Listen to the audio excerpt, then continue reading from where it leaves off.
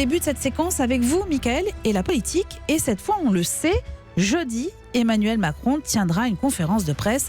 La première de son mandat. Nous allons pouvoir enfin entendre la parole présidentielle sur la sortie du grand débat national. Oui, avec sa voix, précision d'importance, parce qu'on peut même dire que le chef de l'État va énoncer ses annonces, car le discours annulé pour cause d'incendie de Notre-Dame avait fuité, a largement été commenté ces derniers jours. On s'en souvient, les petites retraites évaluées par rapport à l'inflation, une baisse de l'impôt pour les classes moyennes, mais aussi l'instauration de petits RIC, réforme d'initiatives citoyennes, mais au niveau local, et la suppression de l'ENA. Résultat, il a fallu tout revoir dans le dispositif, le mode d'expression tout d'abord.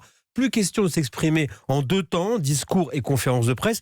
Tout est fusionné avec un exercice inédit pour Emmanuel Macron, la conférence de presse élyséenne à 18h, l'heure carrefour pour les radios et les chaînes d'infos. On peut compter d'ailleurs sur Emmanuel Macron pour savoir animer cette tranche. Enfin, une évolution également dans la pratique du pouvoir, puisque Emmanuel Macron, avec cette conférence de presse, s'inscrit dans la lignée de ses prédécesseurs. Et sur le fond, est-ce que les réactions sur les mesures publiées peuvent permettre quand même au chef de l'État de corriger le tir ? Alors, il faut se souvenir que la conférence de presse qui était prévue la semaine dernière, venant après le discours de l'Élysée, était déjà pensée comme un moment pour expliquer, recadrer, voire prolonger des décisions. On avait donc compris que le chef de l'État pouvait s'en servir aussi éventuellement pour corriger des annonces qui seraient mal perçues ou mal comprises. Et d'ailleurs, ça devrait être le cas jeudi. Par exemple, il faut s'attendre à des précisions à propos de ce fameux projet de suppression de l'ENA. Il s'agit en fait plutôt d'une réforme. Emmanuel Macron va donc détailler la manière dont les serviteurs de l'État futur seront recrutés et formés. Quant à l'état d'esprit de l'exécutif, je peux vous dire qu'il se veut